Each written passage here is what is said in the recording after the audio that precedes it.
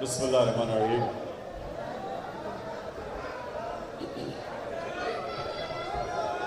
ایاک نعبد و ایاک نستعین۔ سب سے پہلے صدر صاحب، چشتیاں بار کے ممبرز، عمران چٹھا جو آپ نے بڑی جذباتی تقریر کی، آپ سب کو میں آج آپ کا شکریہ ادا کرتا ہوں کہ آپ نے اتنا مجھے زبردست میرا استقبال کیا۔ آپ کا بہت بہت شکریہ۔ میں اب آپ کو بس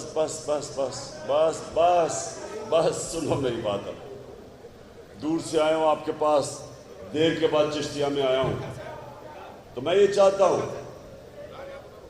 کہ میرے وکلا جن کے اوپر مجھے بہت امید ہے کہ جو میری حقیقی آزادی کی جنگ ہے، جو جد و جہد ہے، اس کے اندر اس کی جیت ہو نہیں سکتی جب تک پاکستان کی وکلا کمیونٹی میرے ساتھ نہ چلے۔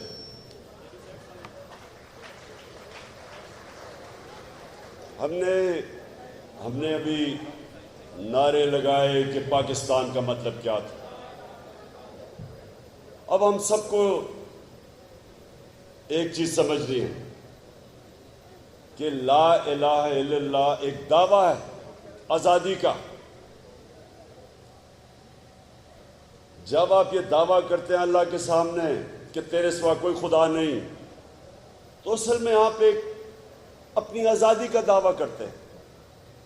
اور میں نے بڑی کوشش کی کہ لوگوں کو سمجھ آئے کہ مدینہ کی ریاست ایک دنیا کی تاریخ کا کتنا بڑا انقلاب تھا۔ اس کو ہمارے نوجوان اسکول کے بچے اسٹڈی کریں کہ وہ کیسے انسان بدل گئے تھے۔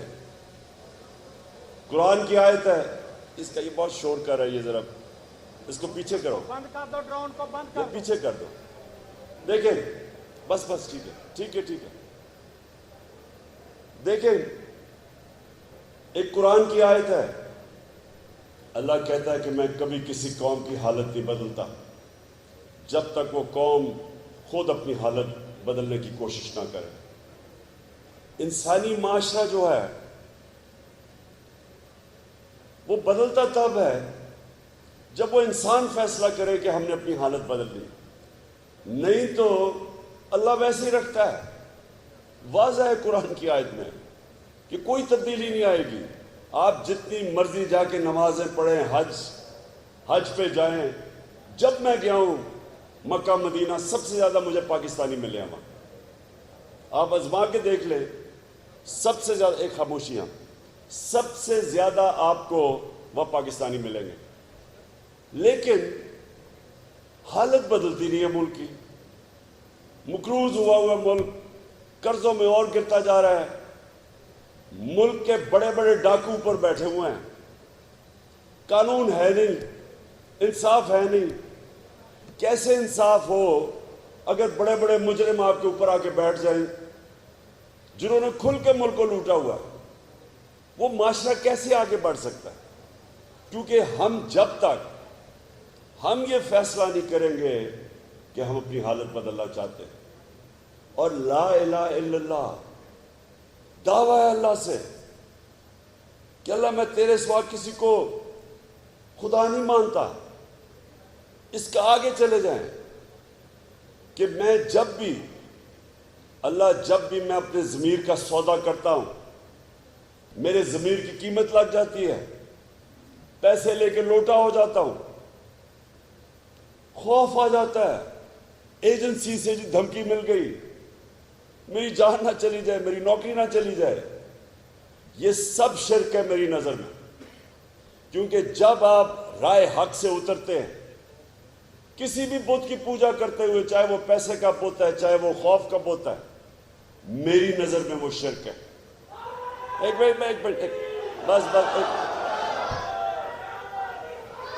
سر، میں نے ابھی جلسے پہ جانا ہے، ایک منٹ سن لیں۔ بڑا نبی کا جو غلام ہے، جی نبی کا جو غلام ہے، ہمارا وہ امام ہے۔ سو میں کا جو غلام سنیں میں جو آپ کو کہنے کی کوشش کر رہا ہوں وہ یہ، ہم کلمہ بھی پڑھتے ہیں، ہم اپنے آپ کو عاشق رسول بھی کہتے ہیں، لیکن جو اللہ نے حکم کیا ہوا ہے کہ ان کے راستے پہ چلو وہ نہیں چلتے۔ اللہ کا حکم ہے، اللہ کو تو کوئی فائدہ نہیں پہنچا سکتا، بے نیاز ہے وہ، اللہ تو خود کفیل ہے۔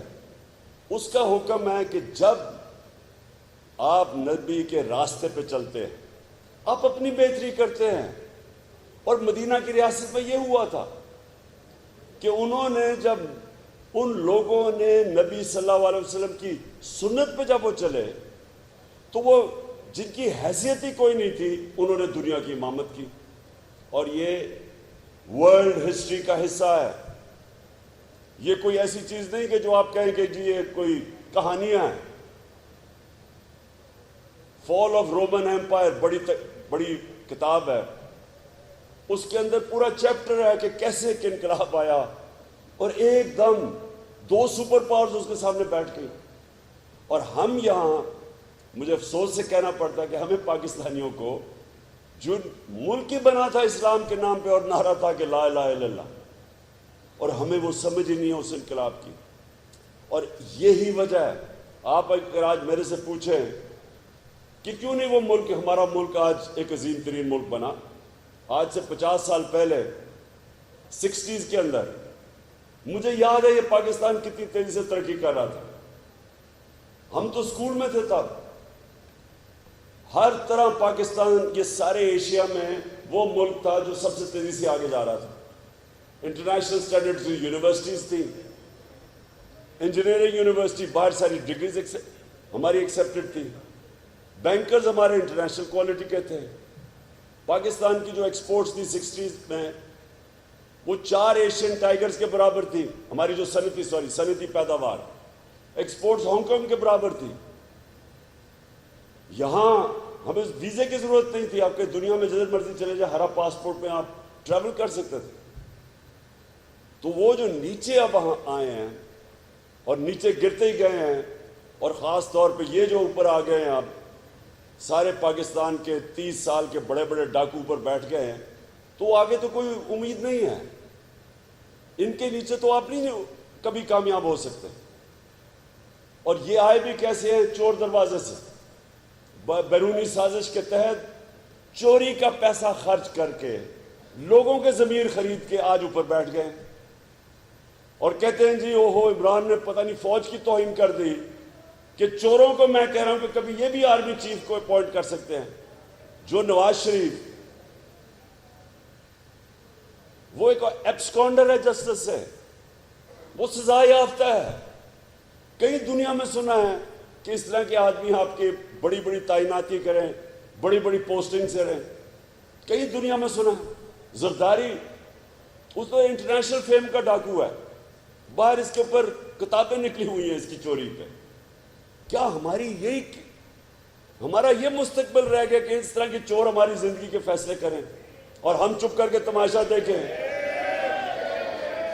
اور ہم جب پرامن احتجاج کریں جو 25 مئی میں کیا، ہمیں جیلوں میں ڈالیں، گھروں میں یہ گھس کے انہوں نے لوگوں کے اوپر جو ظلم کیا، خواتین کے اوپر، بچوں کے اوپر انہوں نے ٹیئر گیسنگ کی خوف پھیلانے کے لیے، میرے اوپر پتہ نہیں کتنی FIRs ہیں مجھے یاد بھی نہیں، سب کے اوپر دہشت گردی کا پرچہ میرے پہ کیا۔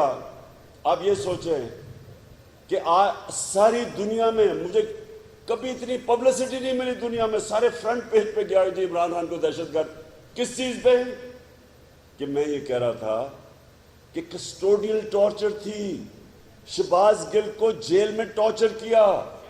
میں کہہ رہا ہوں کہ جو ذمہ دار ہے ان کے خلاف لیگل ایکشن لیا جائے، اس کے اوپر دہشت گردی کا پرچہ کر دیا۔ تو میں اپنی قوم کو اور وکلا کو خاص طور پہ آپ کو کہتا ہوں، دیکھیں اللہ نے ہماری حالت نہیں بدلنی جب تک ہم بحیثیت قوم اس کو بدلنے کی کوشش نہ کریں، اور کوشش تب ہوگی ایک چیز، رول آف لا، قانون کی بالادستی، اور جس کے لیے میں آپ کے پاس اس لیے ایک منٹ اس لیے میں اپنی ساری وکلا کمیونٹی کو مل رہا ہوں، جس شہر میں جا رہا ہوں وکیلوں کو مل رہا ہوں. میرا مقصد صرف ایک ہے کہ جو ہماری کمیونٹی، جو برادری سب سے زیادہ اس میں کھڑی ہو سکتی ہے وہ پاکستان کے وکیل ہیں. اور ذمہ دار بھی آپ کے اوپر زیادہ ہے. دیکھیں، اللہ نے ہمیں جب دنیا میں بھیجا تو جو ہمارا آخرت میں امتحان ہوگا وہ ایک چیز پہ ہوگا کہ اللہ کہے گا کہ میں نے تمہیں یہ نعمتیں دی، میں نے تمہیں یہ نوازا، تم نے اپنے معاشرے کے لیے، انسانیت کے لیے کیا کیا؟ یہ ہے ہمارا امتحان. ہمارا جو آخرت میں امتحان، وہ جو اللہ ہمیں نعمتیں دیتا ہے اس کے اوپر ہوگا. ایک عام میرا جو گھر میں کام کرنے والا ملازم ہے، اس کا بڑا کام امتحان ہے. وہ بیوی بچوں کے پیٹ پالے تو وہ پاس ہو جائے گا. آپ کے لیے اور مشکل ہوگا، کیونکہ آپ کے لیے انصاف کو آپ نے اپہولڈ کرنا ہے. اور جس طرح ابن خلدون کہتا ہے، وہ کہتا ہے کہ میرے جو باپ تھا ماڈرن ہسٹری کا، وہ کہتا ہے میرا جو سارا تجزیہ قرآن کا وہ یہ ہے کہ اللہ نے انصاف کو اللہ نے دنیا میں انسان کو بھیجا ہی ایک مقصد کے لیے کہ میری دنیا پہ انصاف قائم کرو. میں آپ سب کو یہ کہنا چاہتا ہوں کہ دیکھیں، یہ آنے والا ایک ملک کا فیصلہ کن مرحلہ ہے. انگریزی میں کہتے ہیں ڈیفائننگ مومنٹ. فیصلہ ہوگا کہ ملک اب ادھر یا جائے گا یا ادھر جائے گا. آپ جب نماز میں اللہ سے مانگتے ہیں ایک ہی چیز کہ اللہ مجھے ان کے راستے پہ لگا جن کو تو نے نعمتیں بخشی، ان کے نہیں جو تباہی کے راستے پہ چلے گئے. یہ ہر وقت انسانیت کو یہ فیصلہ کرنا پڑتا ہے. آپ جب ایک اور قرآن کی آیت ہے کہ میری دنیا میں نکل کے دیکھو کتنی قومیں میں نے تباہ کی جو میرے حکم پہ نہیں چلی. کیونکہ وہ دو راستے ہوتے ہیں، جو ایک رائے حق ہوتی ہے اور ایک تباہی کا راستہ ہوتا ہے. ایک وہ راستہ ہوتا ہے جدھر یہ سارے لوٹے اپنے ضمیر بیچ کے ایک گورنمنٹ گرائی انہوں نے پیسے لے کے، اور اگر اس طرح کے لوگ اوپر بیٹھ جائیں گے تو آگے تباہی ہے. کہ اٹھا کے دیکھ لیں کہ سویلائزیشن تو ختم ہی تب ہوتی ہے جب انصاف ختم ہو جاتا ہے. حضرت علی کا قول ہے کہ کفر کا نظام چل جائے گا، لیکن ناانصافی اور ظلم کا نظام نہیں چل سکتا. سو آپ کے لیے میرا پیغام یہ ہے کہ میں پوری طرح یہ جو سارا سسٹم ہے، یہ جو لوگ اوپر بیٹھے اور بٹھائے گئے ہیں، ان کے پیچھے جو بھی ہیں، میں انشاءاللہ جب تک میرے میں زندگی ہے میں ان کا مقابلہ کروں گا.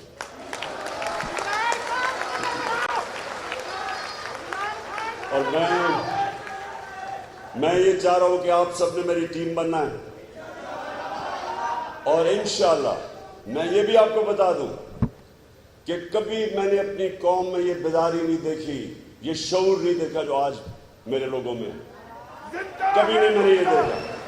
زندہ ہے وکلا، زندہ ہے وکلا، میرے دیش کے وکلا، پنجاب کے وکلا، چشتیہ کے وکلا. جو میں نے اس میں شرکت کی، اور وہ بڑی پاکستان کی تاریخ میں ایک تاریخی موومنٹ تھی جب وہ ہم نے آزاد عدلیہ کے لیے ہم سب نکلے تھے. میں نے جیل میں بھی ٹائم گزارا، اس کے لیے کئی دن گزارے. اب بھی پھر کوشش کر رہے ہیں مجھے جیل میں ڈالنے کے لیے، جس طرح کہ وہ بہت بڑا عذاب ہے. میں ان کو کہہ رہا ہوں میں تو جان دینے کے لیے تیار ہوں اس کے خلاف. جیل تو چھوٹی چیز ہے. تو میں نے جو وہ بہت بڑی موومنٹ تھی آپ کی وکلا کی موومنٹ، بہت بڑی موومنٹ تھی، اور اس سے افسوس مجھے یہ ہے کہ اس سے وہ نتائج نہیں ملے جو ملنے چاہیے تھے. لیکن یہ اب اس سے بڑی موومنٹ آ گئی ہے. یہ ملک کو حقیقی طور پہ، اور حقیقی طور پہ آزادی کا مطلب کہ جو بیرونی ملک طاقتیں ہیں ہمیں غلاموں کی طرح رکھتی ہیں کہ جی آپ روس سے تیل نہیں خرید سکتے. ہندوستان خرید رہا ہے، ہمارے ساتھ آزاد ہوا ہے، 40% سستا تیل خرید رہا ہے، لیکن پاکستان نہیں خرید سکتا. ہم جناب یہاں بیسز دیں، کسی اور کی جنگ میں شرکت کریں جو ہم نے 80,000 اپنے لوگ قربان کر دیے ان کے لیے. تو ہم سب سے پہلے تو یہ جو باہر سے ڈکٹیشن اور ریموٹ کنٹرول پہ غلامی کرنا ایک تو اس سے آزاد ہونا ہے، اور دوسرا یہ جو اندر رول آف لا قائم کر کے یہ جو بڑے بڑے ڈاکومنٹ، رول آف لا کا مطلب کیا ہے؟ میرے نبی صلی اللہ علیہ وسلم نے تقریباً 1500 سال پہلے اس کو ڈیفائن کر دیا تھا. انہوں نے کہا تھا کہ وہ قومیں برباد ہو جاتی ہیں، تمہارے سے پہلے قومیں برباد ہو گئی، کہ طاقتور چوری کرے تو اس کو نہ پکڑو اور کمزور غریب چوری کرے اس کو جیل میں ڈال دو. انہوں نے تب اس کا مطلب جدھر رول آف لا نہیں ہے، طبقاتی قانون ہے، طاقتور کے لیے کمزور کے لیے دوسرا، وہ تباہ ہو جاتی ہے قوم. ہم ادھر کھڑے ہیں، آج تباہی کے کنارے پہ کھڑے ہیں. یہ جب سے 4 مہینے پہلے چور آئے ہیں، آج آپ ملک کی کوئی اکنامک انڈیکیٹر لے لیں، پاکستان کی تاریخ میں سب سے زیادہ مہنگائی ہوئی ہے 4 مہینوں میں. کبھی اتنی مہنگائی نہیں ہوئی، کبھی اس طرح کا ملک کے اندر روپیہ ریکارڈ گرا نیچے. بجلی کے بل ابھی یہ اور بڑھنے والے ہیں، IMF کہہ رہی ہے کہ ابھی اور بڑھیں گے. فیکٹریاں بند ہو رہی ہیں. کسان کے لیے جس طرح کا ڈیزل کی قیمتیں ہیں، جو ٹیوب ویل کے بل ہے، کسان دے نہیں سکتا، ڈیزل اسمان پہ. تو یہ جو مجھے بس مجھے پتا وہ بھی ان کے ساتھ شامل ہے. میں جو آپ کو کہہ رہا ہوں کہ یہ 4 مہینے میں 6% اکنامک گروتھ ریٹ سے یہ بالکل ملک کو نیچے لے آئے ہیں. فیکٹریاں بند ہو رہی ہیں، بے روزگاری بڑھ رہی ہے، قیمتیں آسمانوں پہ ہیں. اور یہ کون ذمہ دار تھا؟ کس نے یہ سارا پلان کر کے یہاں لے کے آ گیا؟ اس لیے اب یہ کوشش کر رہے ہیں کہ پہلے یہ چور یہ سارے جو بیٹھ گئے، اب یہ کوشش کر رہے ہیں کہ کسی نہ کسی طرح عمران خان کو ڈسکوالیفائی کیا جائے، اور اس کو ڈسکوالیفائی کر کے اور کسی طرح یہ چور ہمارے اوپر الیکشن جیت کے پھر بیٹھ جائے. یہ ان کی پوری کوشش. اس لیے میں چشتیہ بار میں آپ کے پاس آیا ہوں، اور میں آپ سے امید رکھتا ہوں، کیونکہ میں ساری جگہ اپنے وکیلوں کو تیار کر رہا ہوں. آپ نے سب نے تیار ہونا ہے. میں نے آپ کو کال دینی ہے، آپ میری کال کی انتظار کریں گے، اور میں انشاءاللہ یہ میرا آپ سے وعدہ ہے کہ میں جو آپ کو ان کا مقابلہ کر کے دکھاؤں گا، کیونکہ میری ٹریننگ ہے مقابلے کرنے کی. میں صرف ایک اور چیز کہنا چاہتا ہوں. ہم نے آپ کے لیے اسلام آباد میں 50 سال کے بعد جوڈیشل کمپلیکس بنایا. ہماری اب کوشش ہے کہ ڈویژنل ہیڈ کوارٹرز پہ جوڈیشل کمپلیکس بنے، اور سیکنڈلی وکلا کے لیے ہاسٹلز، یہ بھی ان کو بڑی مشکلیں پڑتی ہیں جب وہ دور جاتے ہیں. یہ 2 چیزیں ہماری کوشش ہے کہ ابھی پنجاب گورنمنٹ کو میں آپ کے لیے کرواؤں. بہت بہت شکریہ.